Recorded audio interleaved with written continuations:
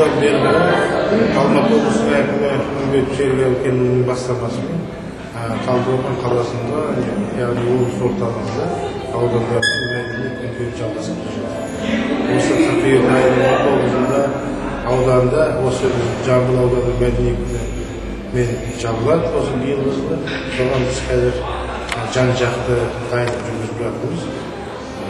Сондықтан бұйырса осы абыройлы бәйгені қайтадан шығарып деп жаңа өзіміз көріп отырған осы біздің ауданымыздың Француз ансамблінің орындауындағы күй.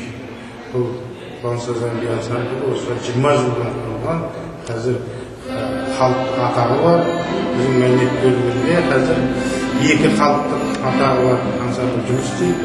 Оның бірі осы Француз ансамблі, екіншісі Ағажиттер ансамблі. Енді биылғы мәдениет жылында елбасының қолдауымен деп айтсақ та болады, облыс әкімінің қолдауымен экономикамыздың жоғары көтеріліп келе жатқанына байланысты биыл біз ауданда 10 аштық. Осы сол 40 штаттық бірлікпен біз толықтай халыққа қызмет етіп жатыр. Рас, күрделі жөндеуді қажеттілік құлықтарымыз бар, бірақ та бүгінгі күнде халықтың талабынан шығып, халыққа деген өзінің ұйымдастырушы қабілеттерін көрсетіп, жақсы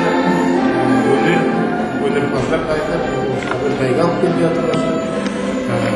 Осы кеше ғана ретро әндер байқауынан Айым Қоғамова деген әншіміз бірінші орын алып қайтты. Осындай жұмыстар істеліп жатыр.